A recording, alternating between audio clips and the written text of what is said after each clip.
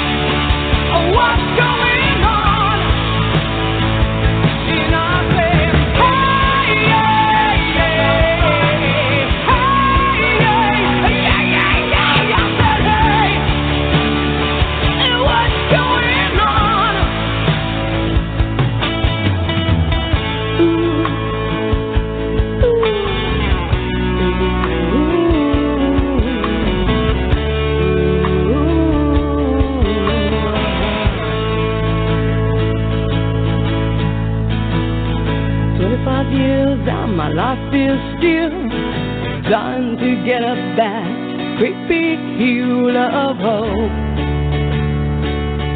for a destination. The all-new Panic Room radio show is brought to you by hellboundbooks.com.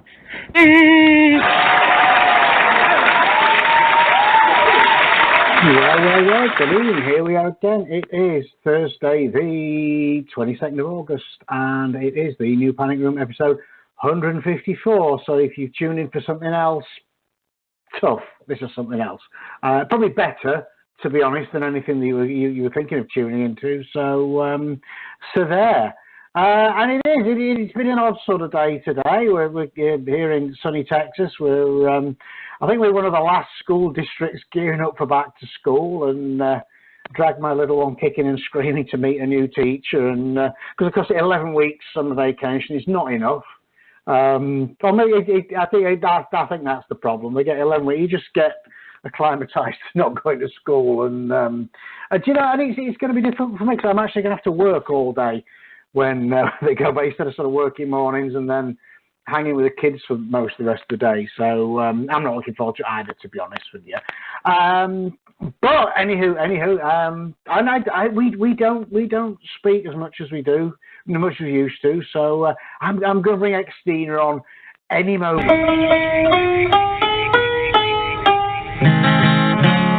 Come on, I'm with you.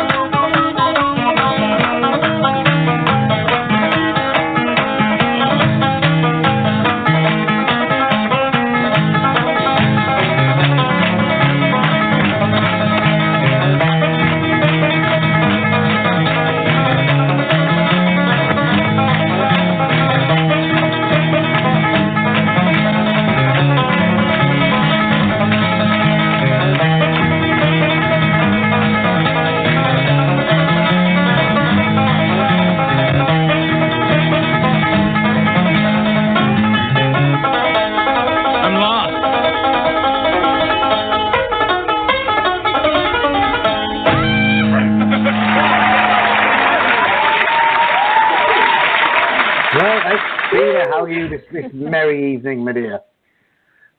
I'm good. It's been one of those long days for me as well. We had you know what? When I was in school, it was called open house. You know, you came to the school and meet your kids' teachers.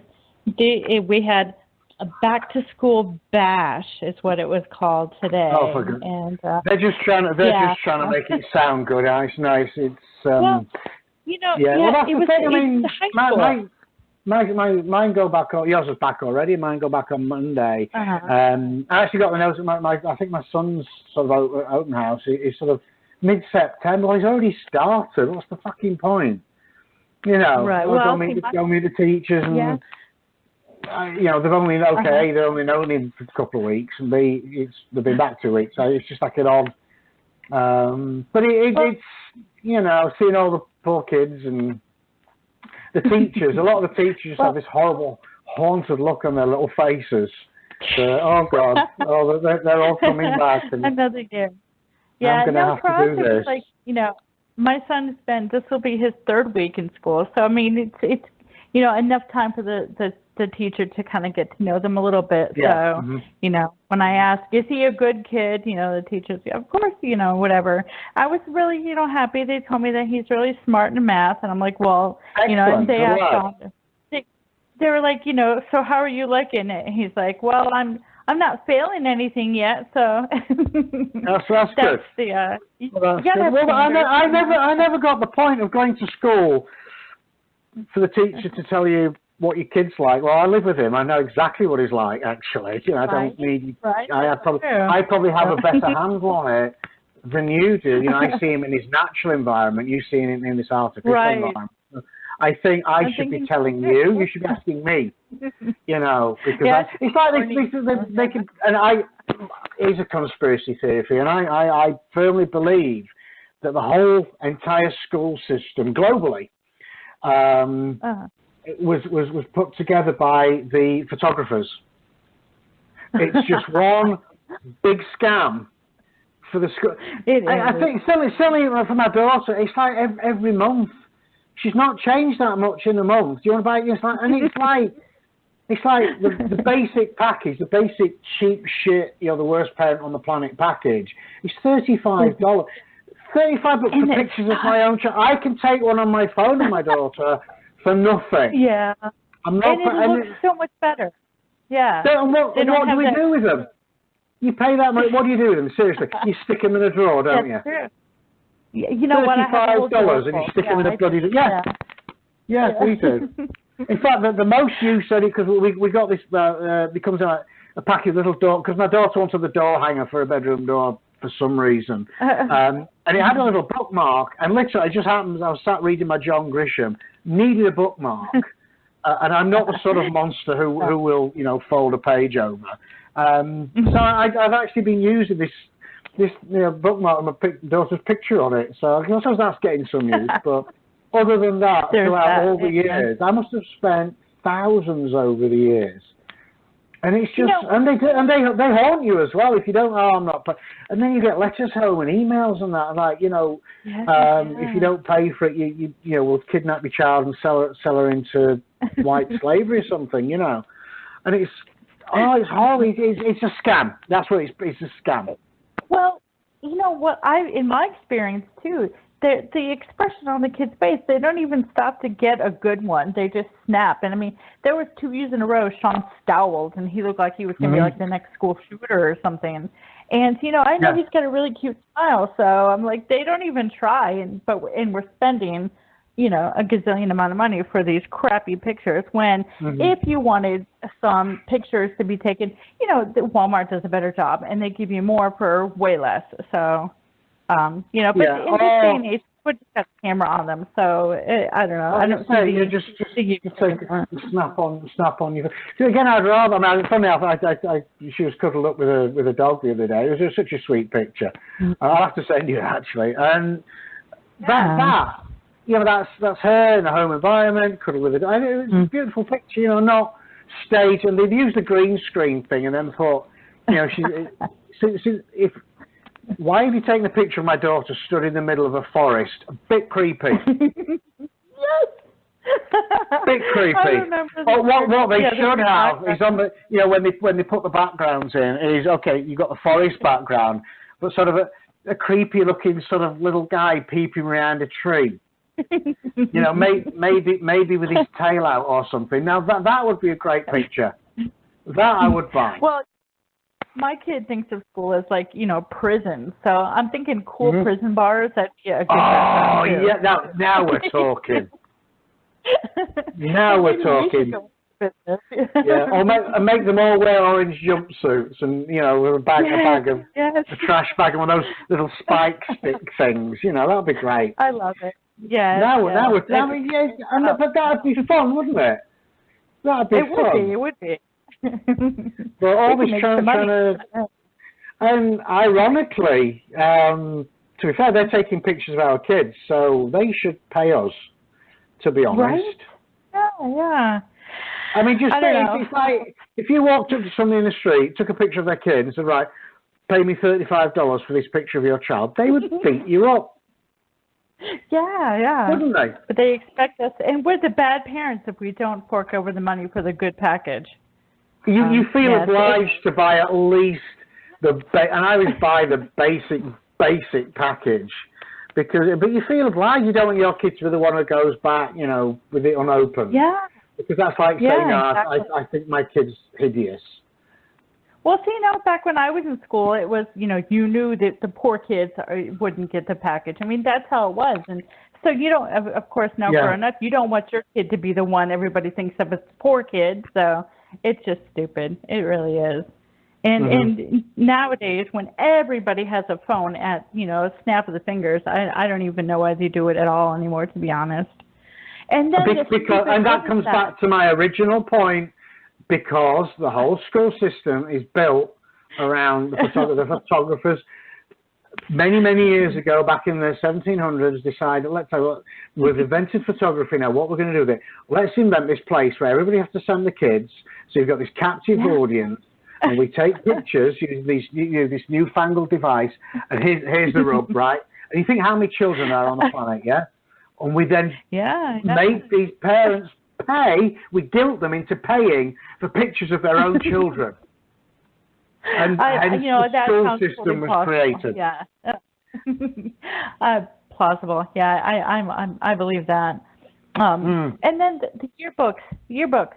Those things too are freaking crazy. I think they're and then thinking back now, I'm the age I am. I'm not going to say how old I am. I'm old, but I don't have any yearbooks from when I was a kid. So what? But then the boyfriend, he's got his yearbook. I'm like, oh, of course he does. Yeah. Of course. Yeah. Well, it's not a fair. I mean, they probably do it in England now, but it's not. It was never a thing in England when I was a kid. It's just, they used to have a school photograph. I think like once a year, and that was it. And I remember one year, and it was pretty painful, even looking back now. And so I was cursed with terrible acne as an adolescent, and the pictures came. My mother looked at it, and to be fair, I looked like a fucking pizza in a tie. She said, "Oh no, you're covered in spots," and she just sent them all back. Oh, that's horrible. And it's a wonder that I turned out to be such a well-balanced human being, to be honest. Right. That's just horrible. And I'm thinking as teenagers, who didn't have problems with it, really? I mean, I think that's just a thing that, so that's actually funny enough. My best friend, he was cursed with very, very dry, flaky skin, and he always had cracked skin and that. And he obviously he never had a spot because he had very, very dry skin. But equally he used to in the winter he used to get what do you call it, chilblains. Finger ends was sore all the time, bless him. So yeah, to be fair, growing up is horrific. I would not wish it on. No, I was going to say I would wish it on my worst enemies, and I have a list. I do have a list. And it keeps growing, doesn't it? It keeps growing. I've added 2 names to it today alone. It is a big, long list, and I just keep tacking people on. Nobody ever comes off that list with me, but you never know. I'm very good at bearing grudges, I have to say. But anywho, did you like our opening song? Oh my gosh, I did. I was great. It was that one because I made a jingle out of it last week, and everybody said, "Oh, so I thought I will play it." And I've not heard it all the way through since whenever it was out, 1980, blah blah blah. And it's a damn good song. It is, and we never find out. We never find out what was going on. We don't. No. I don't think I've ever listened to it that closely. I really don't. Well, there's a lot of songs we have to get people to write in, songs with unanswered questions. Like, is this the way to Amarillo? Well, again, no. Tony Christie has never told. Yeah. Is it? Is it or not? So. No. It's like U2, to my knowledge, still have not found what they're looking for. So, they haven't. All these unanswered questions, so somebody needs to be answering these. Especially after all this time, you would think that they would have the answer by now. Yeah. You would think so. It's like you say, 4 non-blondes really should know by now what is going on. They should. They really should know. Oh God. It's going to be one of those. It's one of those nights. It is. It's Thursday. it's basically my Friday because, you know, I don't really, you know, well, I'm not going to tell you I'm not going to work, but, you know, I mean. I do know. Yeah, I do know. right. It just feels like my Friday today. So I'm like, yeah, I get through today, and it's still just Thursday. Well, yeah, unlike you, yes, I do work Fridays. But I tend to, I work a bit at weekends as well. I mean, the kids do their own thing and all the rest. So I usually mornings, you know, I get up and get some, I like to get some work done, and whether I'm editing or like whatever, or admin, or there's always something that needs doing, as you know. Saturday, actually, exciting day for actually getting out of the house Saturday, which is a rare event. I'm actually, there's actually a brand, it's called Stephen Graham Jones. I mean, look him up. His novel, Mongrels, is one of the best werewolf books, you know, I've read, to be honest with you. He's a Bram Stoker Award winner. And I'm going to, he's got a book launch, and then we're going to dinner, so that's all rather jolly. Wow. Mostly because it's free. It's actually the bookstore that's invited me, because we've got to, and they stock Hellbound books. They actually have a bunch of people who love my books are in there, but yeah, it's really sweet. Yeah, they invited me along, and free steak dinner. That's cool. Or free meal. Can I bring the kids? You know, we'll make it a family day out. It'd be great. Yeah, that's awesome. I'm hoping that we don't have any plans this weekend. I just want to lay low, and you know, it'd be cool if I don't even have to get dressed. You know, that would be awesome. So we'll see. Because you know, I don't get up until noon anyway. I was gonna say, you know, you're talking about the morning. Well, there is that. Yeah. What's the morning? Well, you see, even now, I mean, obviously over summer, I've been used to getting up at, well, to be fair, I tend to wake 7:30, crawl out of bed about 8, but because Monday, I've got to leave at 6. The alarm's going to go off. I've got to leave at 6 to get the boy up and out, and I try and then have like a half-hour kip and a snoozy. Oh, we can tell you. All right, that's it. I'm going to go to bed, so you can run the rest of the show. You can introduce the guests. I'm just going to go to bed. No, you got to. I'm going to go to bed. You're the button pusher. Oh, I know, but you know, it's so much hard work pressing all buttons. So, but I am excited. I'm so excited about it. We've had her on before, and she's an absolute hoot. So I'm going to let you introduce her. And we're going to bring her on, I think. Yeah, I'm excited. We've had her on twice before, so this will be her third time, I'm pretty sure, anyway, coming to our show. Yeah, it's returning guest, multi-New York Times, Wall Street Journal, and USA Today bestseller, Pepper Winters. Woo!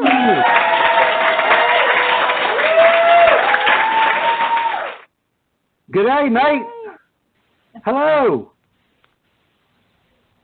Hello. Pepper, are you there?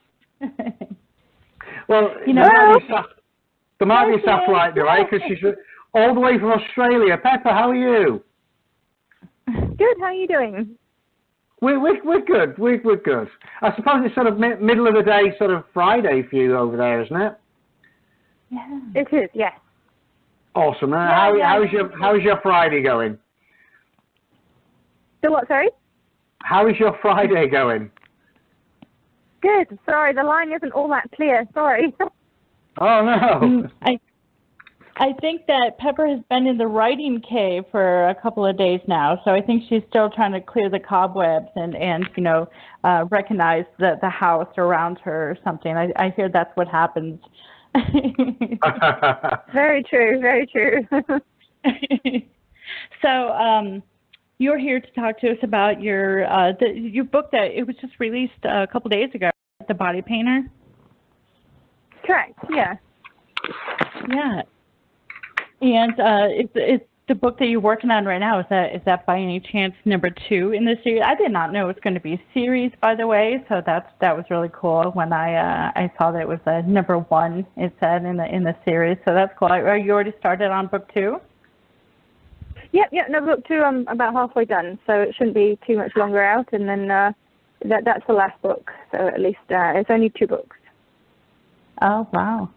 But Yeah, and I did not supply James with a tagline for the body painter. I don't know. I couldn't find one, to be honest. But it's and I'm reading it right now, and I wish that I could say that I was a little further into it than I am, because James just doesn't let me get any sleep. He's always got me working on something, and I'm so sorry. I feel you've no idea how bad I feel about that.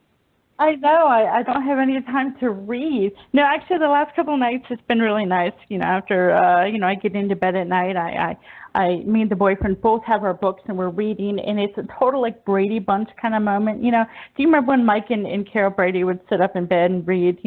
That's what I'm picturing now. But I've been reading The Body Painter, and I have to say, I've read several of your books. The first one I read was Tears of Tess, and I read that series, and I remember trying to think of which book it was that I read. It was like after Destroyed, whatever series the one that you wrote after Destroyed. I started reading, and I remember just feeling like you were, there were all these pieces of the puzzle, and like you weren't giving us everything right away. And that was I remember like, oh my gosh, I have to find out what's going to happen. And that's what I'm feeling right now. Like I'm feeling like there's all these puzzle pieces and you don't want us to know too much. So I'm like, oh, what's going to happen?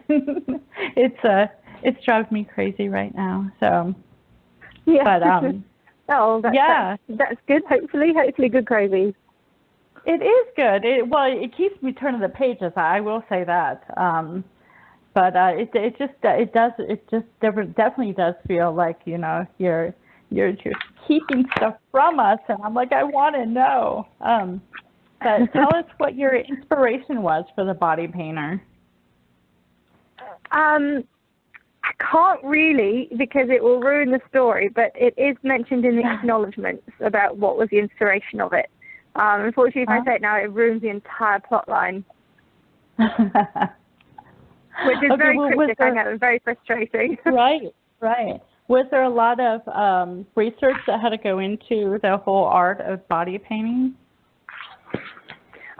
Yeah, I watched, what kind of inspired me to write about a body painter was the Netflix show Skin Wars.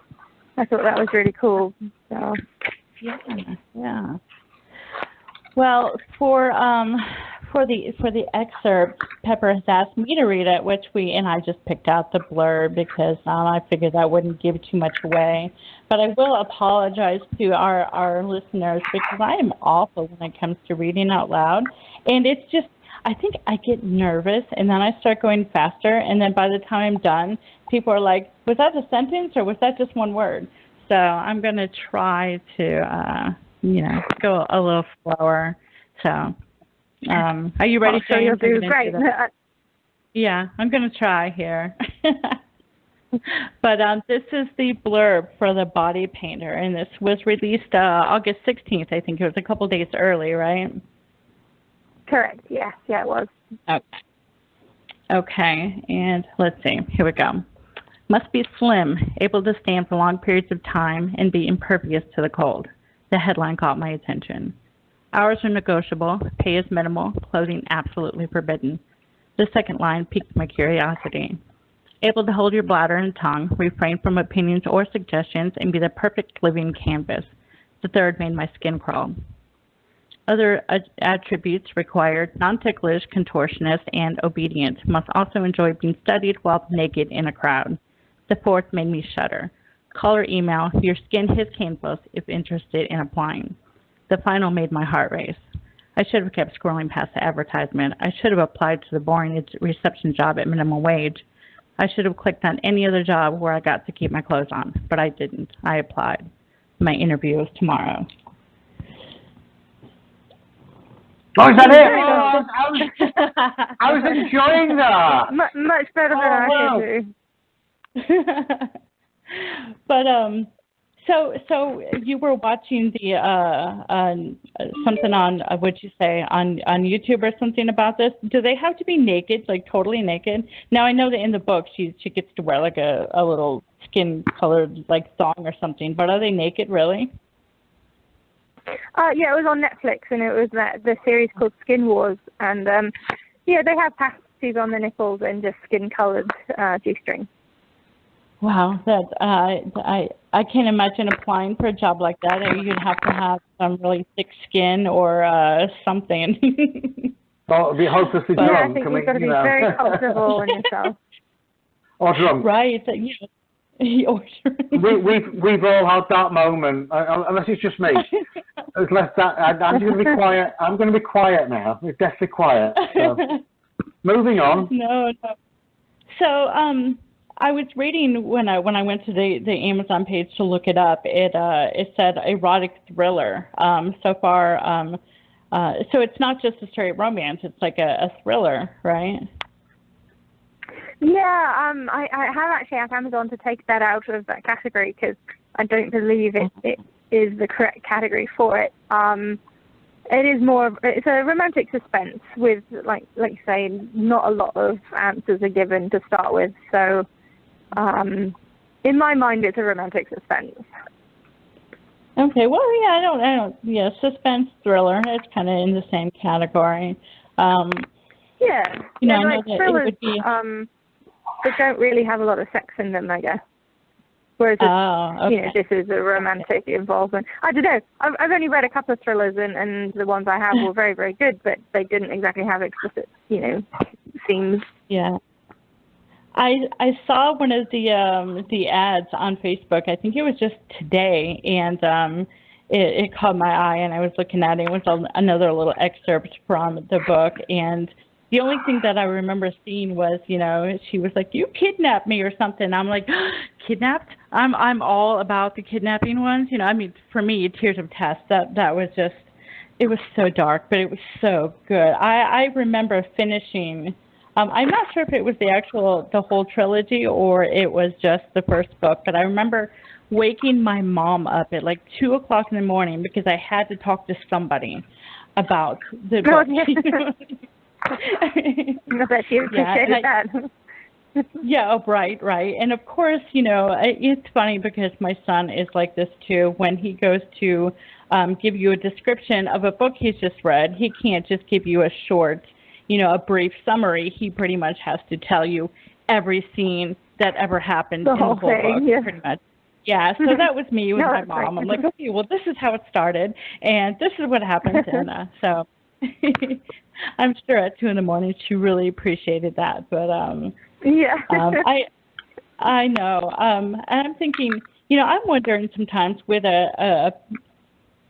with characters and that was such the Monsters in the Dark series, which it just moved me so much. Do the characters ever come back and talk to you anymore? I mean, do you know what I mean? I mean, their story is like over with, but do you ever still, oh, that's something that Tess would have done, or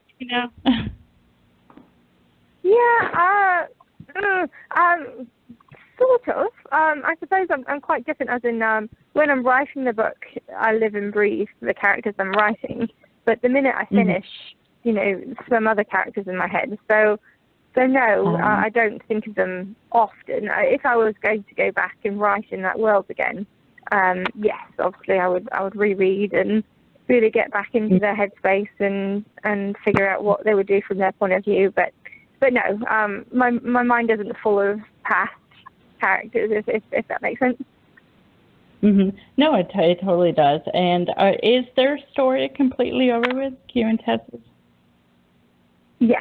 They've got their epilogue, and they make a cameo appearance in the Dollar series, which they feature quite heavily in the Dollar series. Actually, in the last book, in Millions, in book 5. Really? So yeah, no, they're done. They're off on their new adventures without me. Oh, that's kind of sad, to be honest. Kind of sad. But now I want to read the Dollar series. I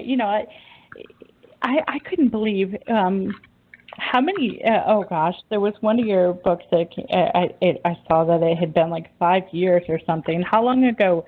It seems like it was just like last year or something, but it was like a lot longer than that. And for me, I have the paperback, and I definitely want to do a reread sometime soon, but I've just been like you're busy with, I can't even read, for pleasure hardly at all anymore. But when I do, I definitely want to, go back and read that. It was so good. Now, had you read other stories that were like maybe similar or, the dark romance? I mean, it's so dark. And I don't remember a lot of books out that were dark like that, in that kind of like genre before I picked that one up. So was that something that you liked to read? Was the dark romance, more taboo things? Yeah, I mean, I would have definitely liked to have read it, but like you say, there wasn't a lot of availability at the time. I was lucky that I was kind of on the wave of, dark romance being more mainstream. Yeah, I don't really remember, when I was younger and going to libraries and getting books out that anything was dubiously non-consensual and things like that. So I think that's the beauty of self-publishing, that it's allowed a lot of different genres to be available, just like, gay fiction and, throuple fiction and things that, weren't necessarily published by the big houses. Mm-hmm. Now, do you, being that the body painter is more of suspense, what do you prefer writing, the suspense, or do you like the dark romance, or you just like to bounce back and forth? And yeah, it all depends which characters pop into my head, really, because I did love writing Tears of Tess, and Q was a great character, and I still have a very soft spot for him. Really liked writing Jethro in the Indebted series, again, loving being dark with that storyline. However, I love writing coming-of-age fiction with Ren and Della in the Rhythm Duet. They're probably my favorite that I've written, which are very, very different to my other catalogue of books. So, yeah, it all depends on the day, really.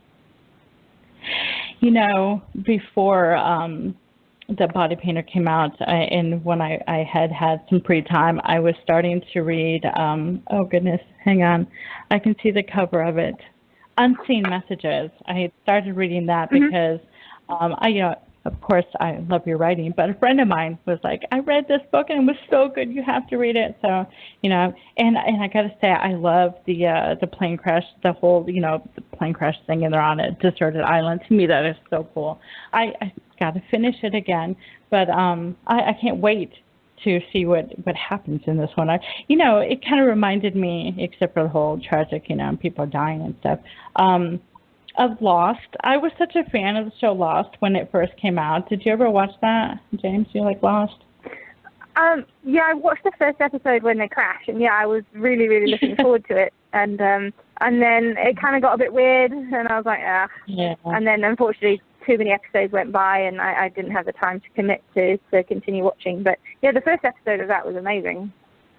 Yeah, see, and that's what sucked me in as well. Was the first episode was what amazing. It was really great, and then it did get weird, but it had hooked me already. And then, man, by the end, I don't know what was going on. I really don't. And the final episode, I was completely lost. I'm like, I don't understand what's going on here. But yeah, a lot of people have said that, and yeah, it's an odd one. Yeah. It definitely was, but I did stick it out, and they had a really cool season. I don't know what season it was, where they were like back in the 70s. Now, to me, that was totally cool. Again, I don't know how they explained that away. I can't remember, but there was some kind of weird timeline thing. But the characters from like now were back in the 70s. It was really odd, but that was kind of cool. I know. Yeah, that does sound strange, but yeah.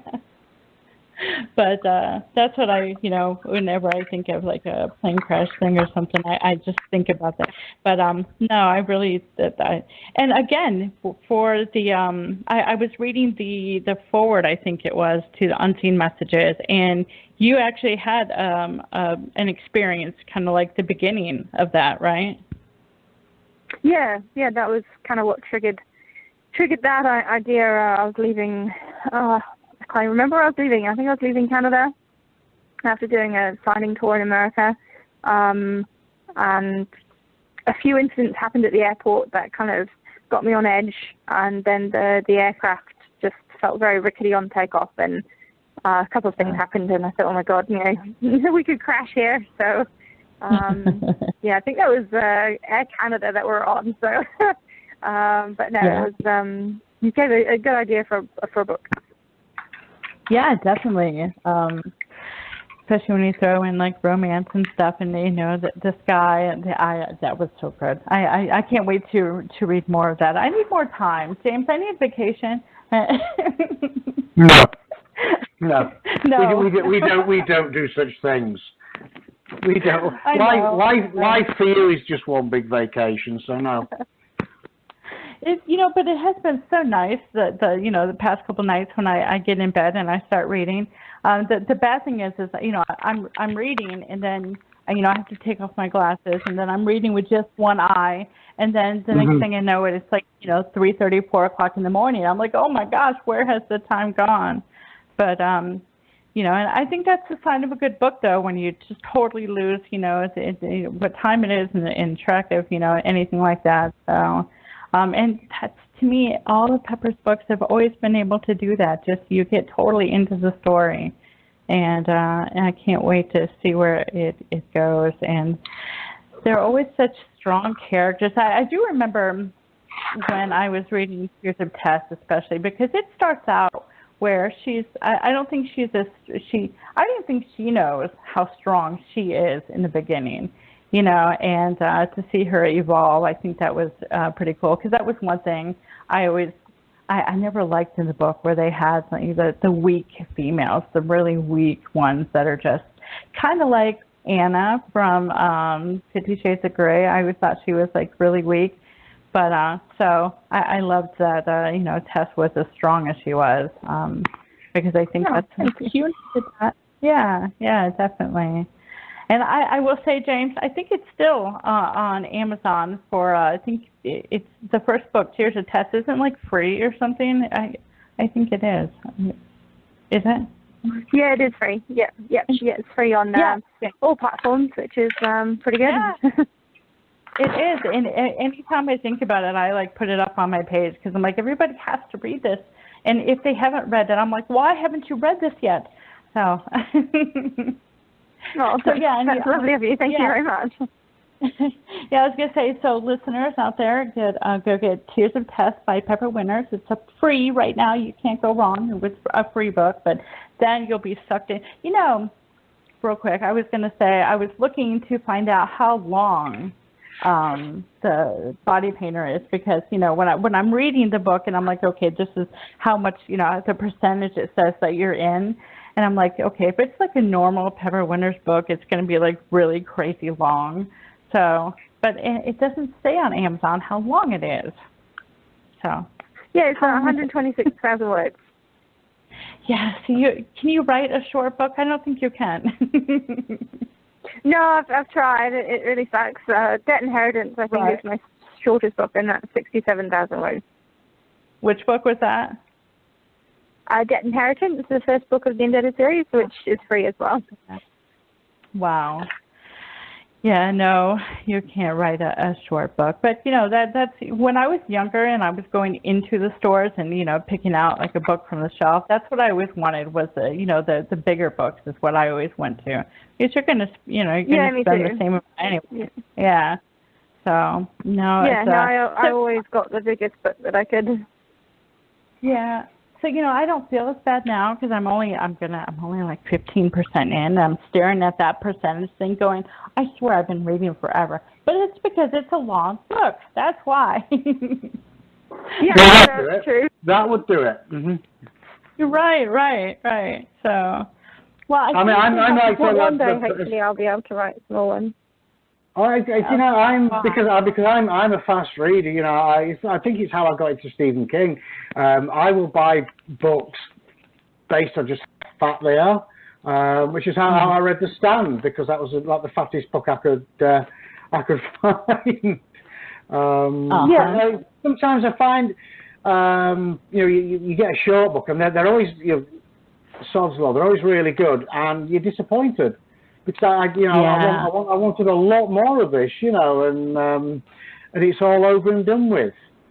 So good on you for writing long books. I prefer that. Value for money.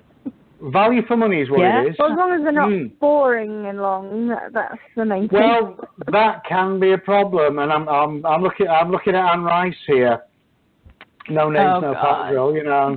She goes on and on and on. I mean, you know, blah-de-blah-de-blah, but really, you know, it's just, if you're going to write a big book, make sure it's interesting. Yeah. My opinion, you know, my opinion. Yeah. You know, and speaking of somebody who can't write anything short, James is the same way. I remember I was working on one of the anthologies of ours, and, you know, I get to James's short story. It was like 50 pages or something. I'm thinking, this isn't a short story. This is a novella. I know. To be fair, it was only 14,000 words. It was one of my shorter short stories. Because sometimes I get to the point where I might as well do a few more and make it a novella. You know, might as well. Right, right. But I am learning brevity, and it's funny enough. Kevin J. Kennedy does his 100-word drabble anthologies, and I've managed to be in 2 of those, and that is the hardest thing. Because I remember I sent one. I said, "Yeah, I love this, Jim. Great. You know, you can send up to 4. Kev, fuck off." No, I've done 1, and it nearly killed me. 100 words. Tell a story in 100 words. Seriously. And I think I'm in volumes 1 and 2, and I just didn't have it in me to do 3 because I just know that just to pare it down, 100 words is nothing. I have titles longer than that, you know. And it's just it is so. Again, it's a great exercise for any writer, to be honest. Same with short stories. I often advise new writers do short stories. You know, it's not as easy as you think. It's not. Writing a novel by comparison is easy because you've got 80 to 100,000 words to develop your characters, to develop the story, have the plots, da-da-da. With a short story, unless it's one of mine, you're looking at 5 to 8,000 words. And to do the same thing in that short space of time is very difficult. I mean, you look at, authors who are like King, obviously. Clive Barker is the master of the short story. Poe, I think, is pretty much all he wrote. You know, but there are those that actually mastered it. But I bet there's a lot that didn't. I bet there's a hell of a lot that didn't. I actually tried. Oh, that's me. I'm getting a really weird echo. I thought that was Pepper breaking in there and talking, but no, that's just me. I hear it over again.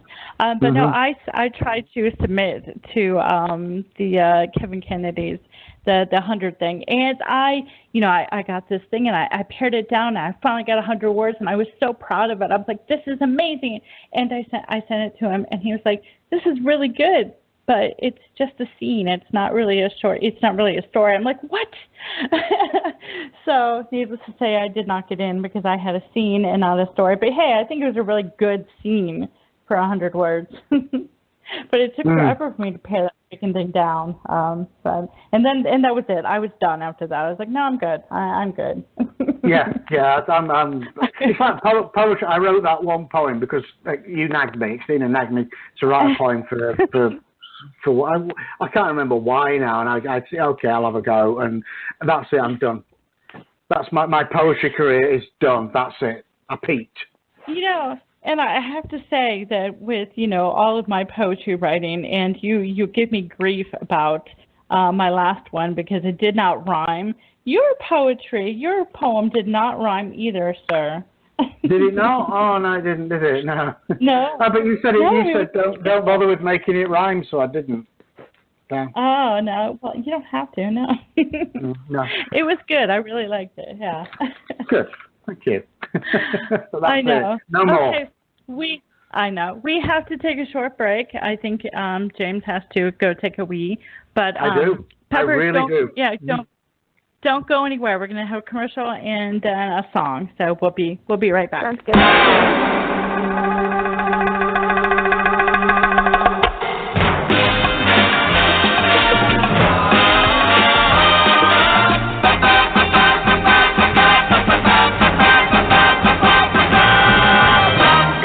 Radio Show is sponsored by Hellbound Books, purveyors of all manner of dark fiction. You can find the publisher along with links to all their available works across platforms at hellboundbookspublishing.com. Hellbound Books is proud to be the first in the indie publishing business with a very own app on both Google Play and the App Store. In the mood for something steamy to read, check out new erotica author Jennifer Lynn's website at jenniferlynnerotica.com. You can find James at his website, www.jameslongmore.com, and Xtina has an author page found on the Hellbound website.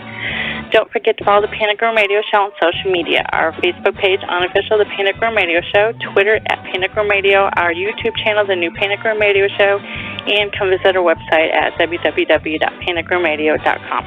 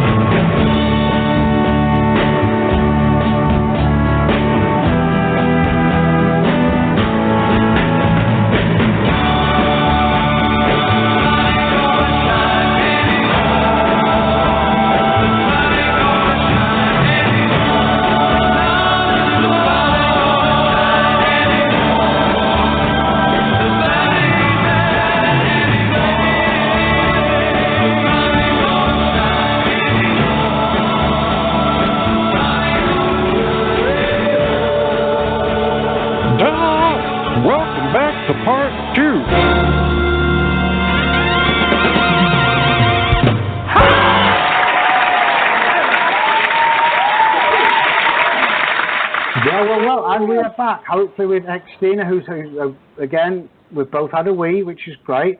I'm Pepper. I'm not going to ask, but I'm going to assume. You still there, Pepper? Hi, how are you?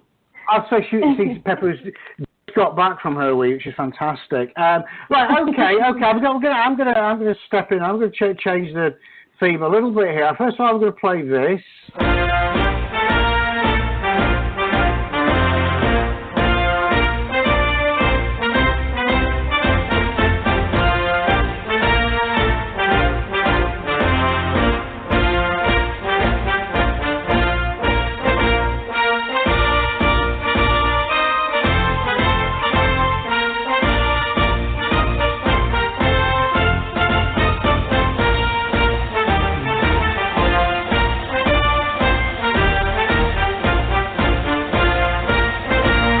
grab him by the pussy.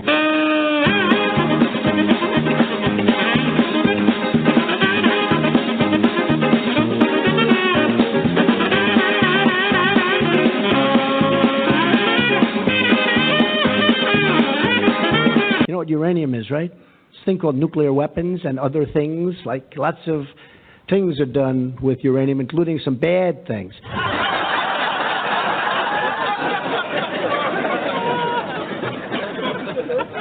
So, Pepper, I mean, I like to ask, we have guests from around the world. From Australia, what is the general opinion of Mr. Trump? Oh, God. Well, I'm actually living in New Zealand at the moment. It's near enough. Sorry, go on. Our media really doesn't cover too much, and to be honest, I don't watch the news, so I'm pretty oblivious. Oh no! So I don't really have much opinion because, like I say, I don't really keep up with current affairs, I'm afraid. Okay, well, okay. Let me tell you, he's a complete arse. So there you go. You know, I was just going to say, you know, when you play the clip and stuff and he says all those things, I'm just thinking, you got to love him, you know. No, you don't. I mean, if he was a made up comedy character we invented for the show, yeah, great, lovable oaf. But he's not. You know, he's the commander-in-chief. He's ostensibly the leader of the free world, blah, blah, blah, blah. Announced yesterday that he's the second coming of God. He's the chosen one. You know, I mean, I don't know. He should be in a loony bin. If I stood in the middle of the street and said, "Oh, I'm the second coming of God. I am the chosen one," they'd put me away. Really? You know, I heard that, but I did not actually. You know, I heard that that's what he said. I didn't actually see him say it or anything. So I'm like, oh God. Dear Lord, did he really say that? It's there. Yes, it's there. It's documented and recorded, you know, and it's like, you know, how many more red flags do people need? You know, it's a worry. It really is. I really think that with all of the things that are going on in, you know, just our government, we've become like the laughingstock, I think, of the world right now. Or something, or we're definitely a spectacle. We're definitely a spectacle, I will say. It's just like one big comedy, bizarre reality show. I think that's how people see us. And every time the man opens his mouth, he just opens himself to ridicule, which it's embarrassing. On the international stage, okay, we can laugh about it, but it's embarrassing. Yeah. You know, for me, I don't know. Yeah, I try not to say too much. I really do, but I do remember thinking, you know, something about the best of what does the saying go? You know, the best of two evils or something. And I didn't like either one of the candidates, to be honest. I really didn't. I remember staying up that night, though. No. I think that was the problem. Hillary's just. I mean, she might be the nicest person, but she just seems unlikable. She's just one of those people that you just don't like, you know, just instantly. Right. Even if you don't know, you just I don't like you. I really don't like you.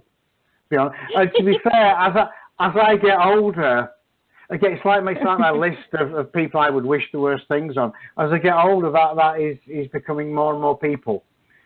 To be honest, I just don't like it instantly. Yeah, I don't like you. Don't like you. You know, I don't know you. I've just seen you in the street, but I really have taken a dislike to you, to be honest. Well, you know, there are so many things going on in this state. Another one of those people have licked the stupid ice cream. Have you seen it yet? It was. Yeah, but the thing is, he licked it and then bought it. It was a hoax. But I think they've arrested him for wasting police time. I mean, to be fair, this is the country you can be arrested for licking your own ice cream. I mean, seriously? Wait. He didn't. Well, okay, he didn't get in any trouble because they said it's a hoax or whatever. But you know what? Do we know that is the tub of ice cream he actually bought was the one he licked? Well, that is true. I'm thinking for the company or whatever to have had to pull all that ice cream off the shelf and all that crap. I think there should be some repercussions, even if it was. The funny thing is, it's Bluebell again. It's Bluebell again, and it would have been funny had he done that and then caught listeria from the Bluebell ice cream he licked and died.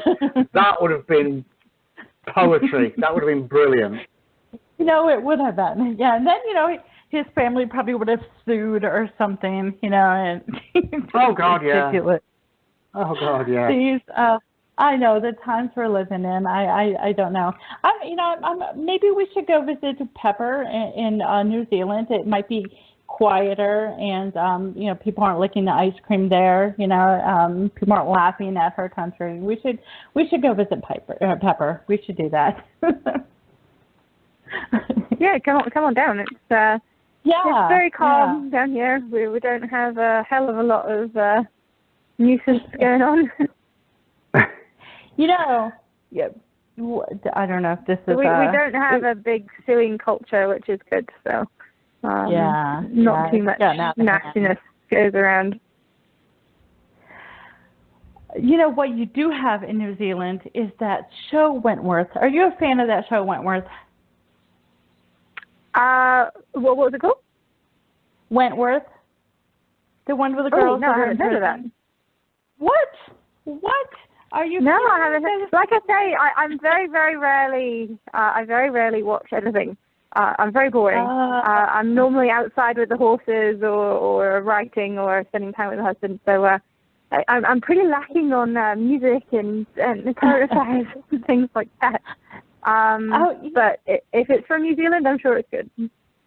It's a great show. It's girls in prison, and I know that over here we had Orange is the New Black, and that was like a big hit. And I watched it, and I thought it was pretty good. But then when you actually watch Wentworth, and it's like the Orange is the New Black, they were like in a country club, comparison, because I'm like, holy crap! I mean, the stuff that happens in the prison in the show. It's a really good show. So if you do get a chance, you should look it up and watch it. It's really good. Okay. Yeah, that does sound quite brutal. Yeah. So when you're not writing, do you read an awful lot, and who do you like to read?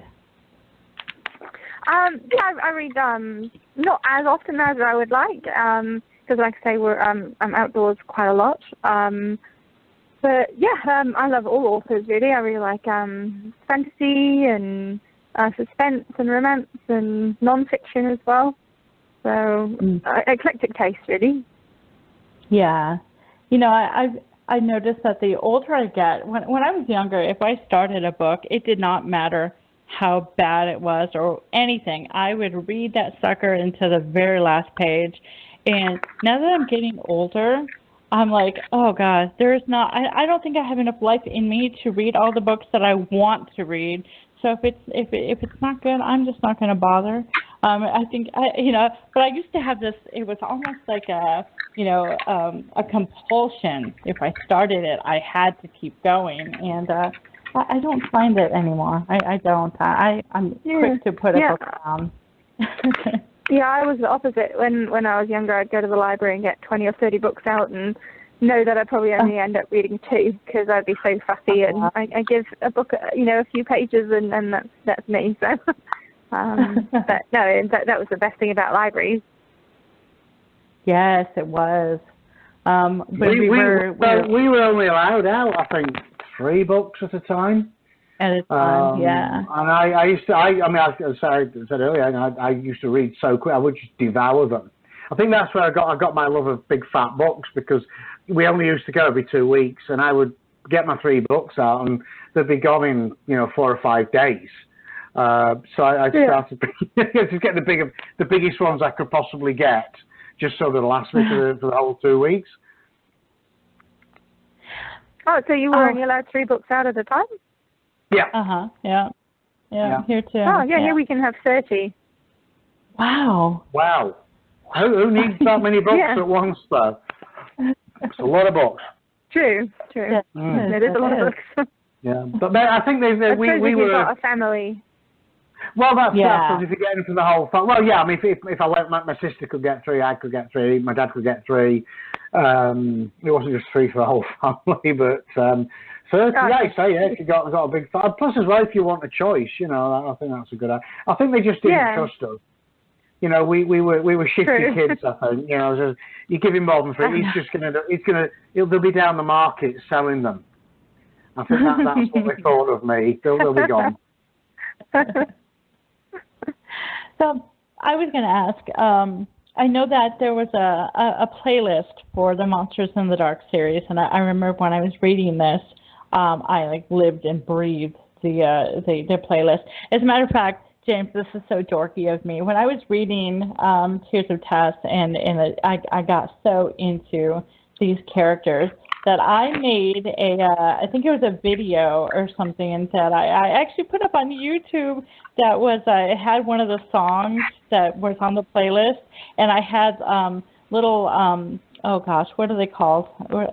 Hang on, I'll get it in just a second. Teasers, I guess, that I had made of the characters and stuff, and quotes from the book. It was so dorky. I look at it now and I'm like, oh dear Lord, I can't believe that. And I remember sending it to you, Pepper, and I was so proud of it. And I look at it now, I'm like, oh my gosh, I was so dorky. But no, that was amazing of you. Much appreciated. I mean, the amount of time and the energy, and no, I'm very, very grateful. It just, I was I was like, wow, this is, the whole world that you created was just amazing for that series. And so I guess my question was for the body painter, do you do playlists and stuff, or is there music that you think it reminds you of the characters or the story or anything?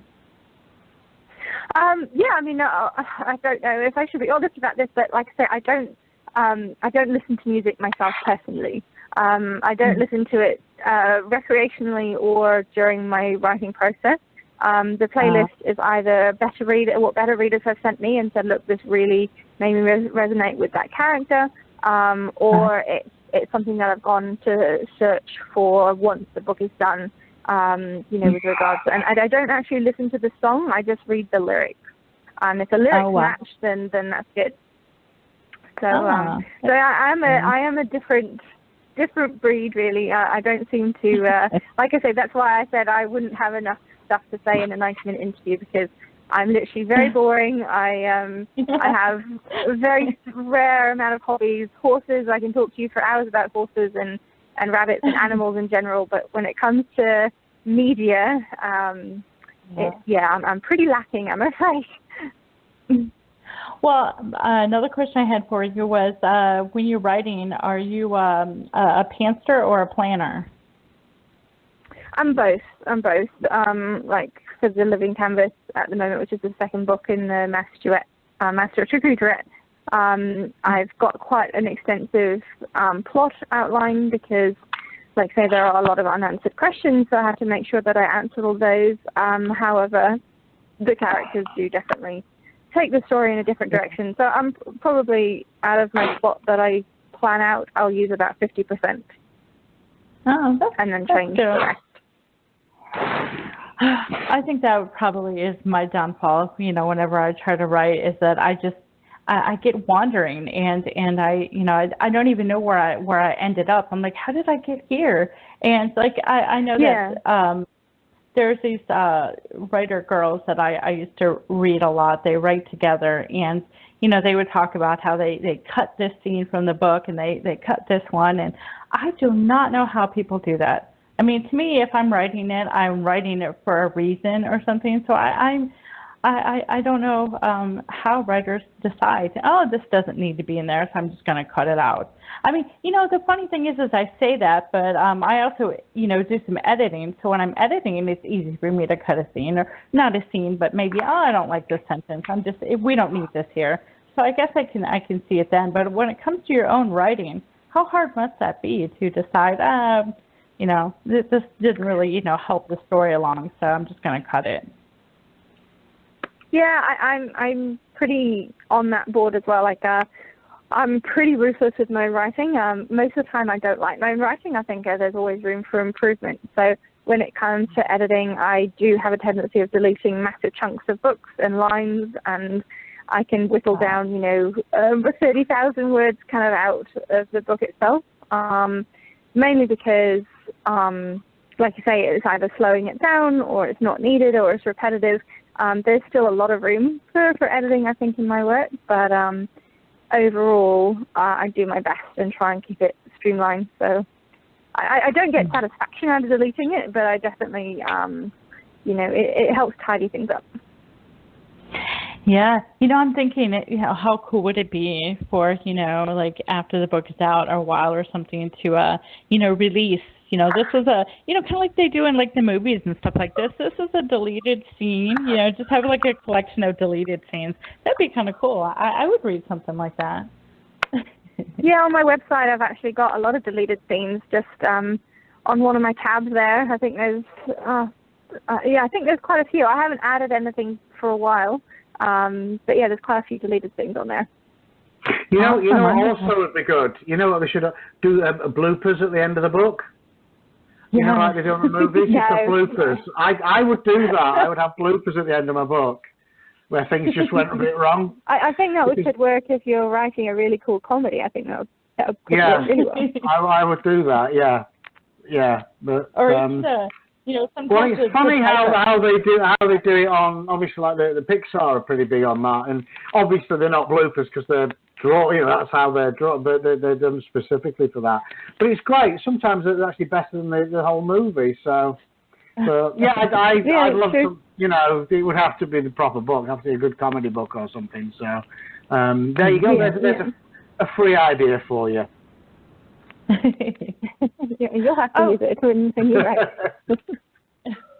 Out of all the times we've had Pepper on the show, I don't think that we've done 11 questions with her. So would you want to do 11 questions with me? Yeah.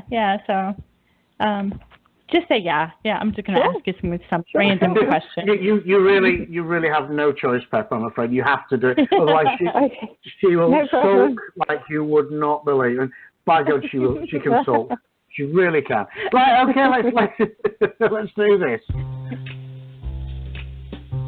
And now, 11 questions.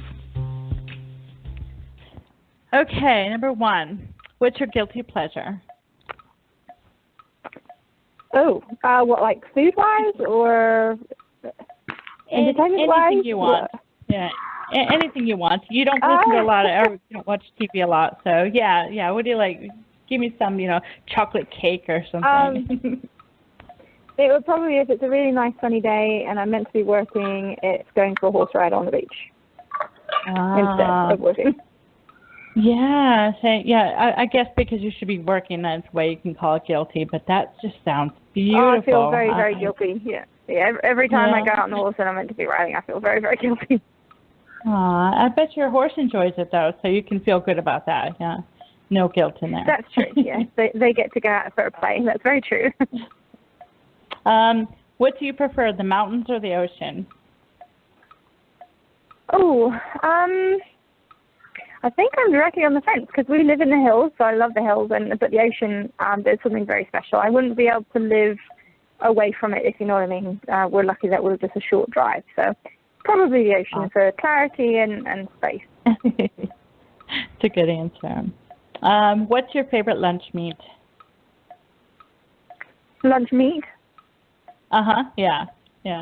I'm a vegetarian, so none. Well, that is, that's a better answer than turkey. Anybody who says turkey, they get from me. Yeah. Turkey is just... Oh, really? What's wrong with turkey? It's just boring. It's just so boring. That's all. That's the only reason.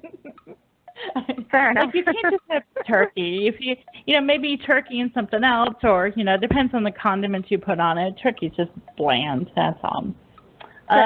Yeah. Now, see, because she's a vegetarian, the next question would not pertain to her, but it's it might. I know. It might. The next question is, if it were legal to do so, would you eat human flesh? Oh, God, no. No. Thank you. I'm right there with you. Don't worry. Although a lot of our horror authors who come on the show would be like, yeah, give me some barbecue sauce, or, you know, they're good for it. So. Oh, really? Yeah, I got to be a little worried about that. Well, I guess cannibals have been there, done that, so I guess in some parts of history it was common. Yeah. Have you ever been pulled over for a traffic violation? No, I haven't. Touch wood. Never. Nice. Awesome. Yeah, definitely touch wood. I have, but again, it's a long story, and I didn't think that they were really talking to me. It's you know, I should have been a blonde. Oh, no. Oh, yeah. It's the long stories are always the good stories. Right. Do you prefer Android or Apple? I'm on Android. I've never owned an Apple, so I don't know. I haven't compared. All right. Yeah, Android is the only way to go. It is. Oh, yeah? James disagrees. You tried those? I disagree. I do. Okay. Which franchise do you like better? Halloween, Friday the 13th, Elm Street, Hellraiser, or Saw? Oh, jeez. It's been so long since I've seen any of those. I don't know. What were the options again? I don't know. The last one. Saw. Yeah, well, that's definitely a good. Yeah, good scary. Yeah, Halloween all the way for me. I'm definitely. I love the Halloween movies. They were nice and scary and very campy. Like a campy kind of scary. Yeah, we're different in this side of the world. Like we don't celebrate Halloween down here. So we don't really have that horror kind of genre. It's no one dresses up for trick or treat, or it's not a. It's just a day here, which is quite sad. You don't get to celebrate. You get to have that kind of That is amazing. Here is next to Christmas. It is the biggest holiday in America. Oh really? Yeah. Well, I think Thanksgiving's right up there too. Why is it so big? I mean, it's big. It's, I think expenditure. People spend vast amounts of money on just shite. It really is. It's just shite that they spend it on. It all goes in the trash, the next day. But I mean, it's great. The kids love it. I mean, it's fun for them, and it's candy and dressing up, and it's fun. It's fun. Yeah. I'll have to do it one day. Because I was in Hong Kong and they didn't have it there either. Yeah, I was going to say that we need to invite Pepper here, and she can spend Halloween with us, and we can go trick-or-treating and watch the Halloween movies and, eat junk food until we pass out. That sounds awesome. That's pretty much it. Yes, that's pretty much it. Okay, roller coasters, yay or nay? My husband and I, we went through a time where wherever we were, we'd go on the roller coasters and kind of, we overdosed on them. So now I wouldn't go on one. Just the thought of it is, but yes, we went, we literally did everything that we could. And they're good fun. They are really good fun. Yeah, I'm scared of heights now, so I think I would be awful. When I was younger, I loved them, so I don't know what's changed. I don't know, but I don't think you could get me in the seats anymore. I don't know. I'm of the same opinion. It's funny how you change as you grow up. Yeah. I think maybe I'm just more scared of dying now. That could be true. Yeah. Very aware of mortality. I think that's true. Oh yeah, I feel that. Let's see. Give us one interesting non-writing related fact about you. I don't know.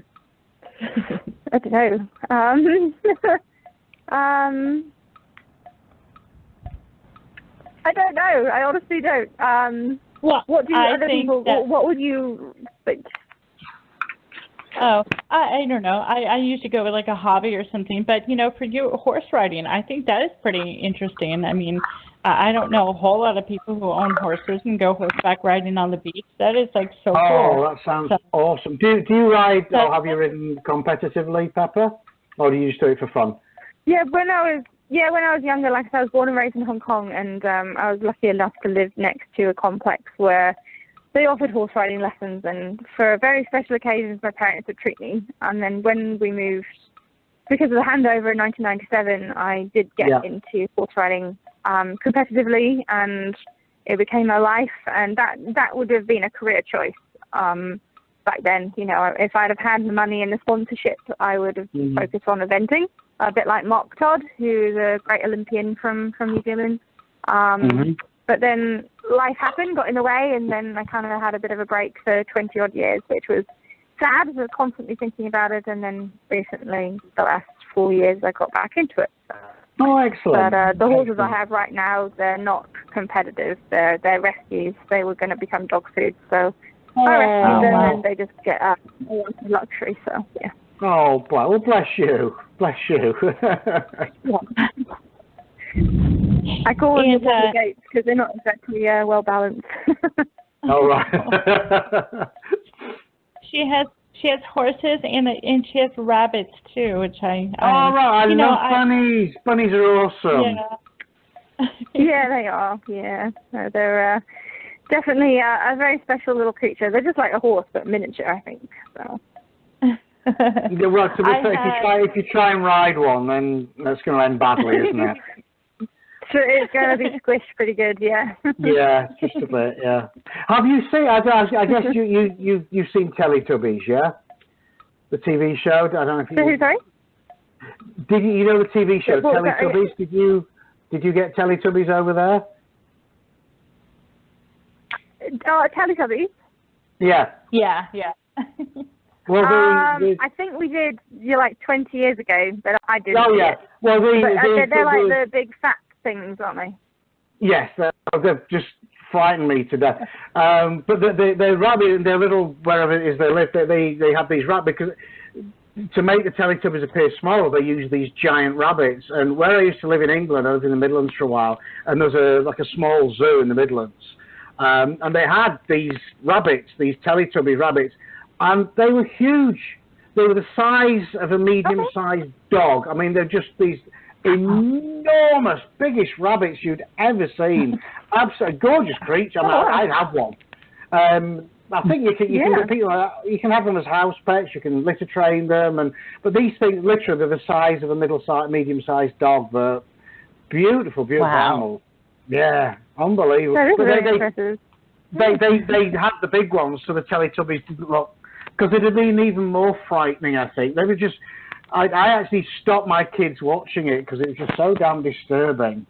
They used to do bizarre things with Teletubby custard and this Hoover, this vacuum cleaner. It's like, seriously? You know, this is like a very bad porn film. I'm not having my kids watching this. No. Okay, all right. No, I wasn't really a fan either. But let's see. Our last question is, what's your least favorite part of the writing process?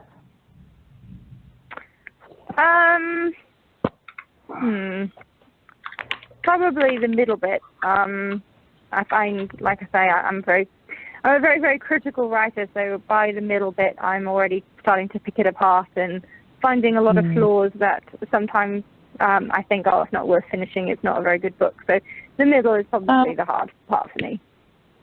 Yeah, I think James says the same thing. It's the middle is, where you just kind of lose interest.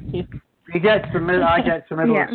Again, it doesn't matter whether it's a novel or a short story, and it's just that middle point where sometimes I just absolutely hate it. You know, you start off thinking this is the best novel ever, and literally I get to that point like you, Pepper, and I hate it. Absolutely. And I've got novels literally half finished that I've got to, my brain just doesn't know. You know, I'll sit down, I need to push through. Sometimes I can push through, sometimes my brain just, this is shit. I'm not writing any more of this drivel. And that's it. Yeah, exactly. I have to move on to something else and kind of hope my interest will rekindle, but so far, no. Well, no, I'm the same. Well, Pepper, we are there's a lot of books. Oh, I was going to say we're just about out of time for our show, but I want to thank you so much for coming back on. And no problem. You have to watch you have to watch your messages so that the next time I beg you to please come on, you can, say, yes, of course, I can't wait. And well, as long as I, have something to talk about, because obviously I don't want to bore your listeners. No, I love fun. It's been a lot of fun. We love you. We love you on this show. Yeah. Oh, it's lovely. And so it's a great honor to come on. I will get your links put up on our Facebook page. If anybody wants to stalk you, they can go there and do it. And again, thank you so much for coming on, and I can't wait to have you come back. No, thank you. It was lovely talking to you guys again, and I hope you have a great night. Yeah, well, you have a wonderful rest of your Friday. Have a good one. Thank you. Okay, Pepper. Thanks a lot. Bye-bye. Cheers. Bye. Bye-bye. And I'm afraid, Xtina, is that time where we have to say goodnight, Xtina. Good night, Xtina. Good night. It happened. I felt it happen. I was awake. I wasn't blind. I didn't think. I felt it happen. Now I believe in matter over mind. And now you see we mustn't wait. The nearest moment that we marry is too late.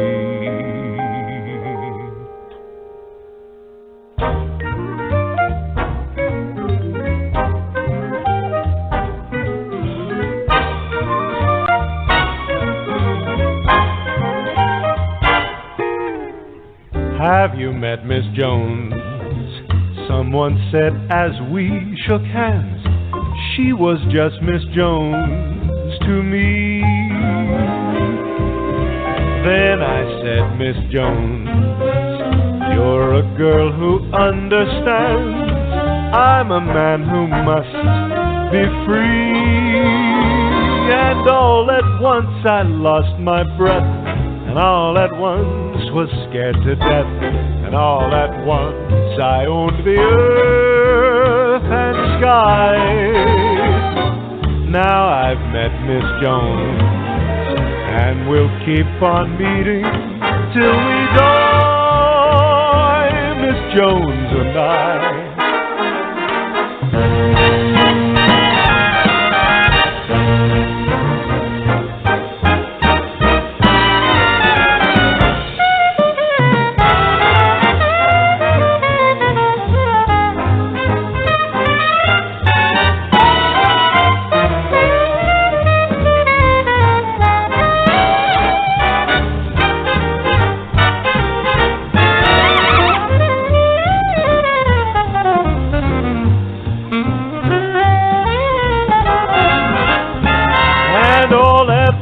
I lost my breath, and all at once was scared to death, and all at once I owned the earth and the sky. Now I've met Miss Jones, and we'll keep on meeting till we die, Miss Jones and I. Miss Jones, Miss Jones and I. Miss Jones and I, Miss Jones and I.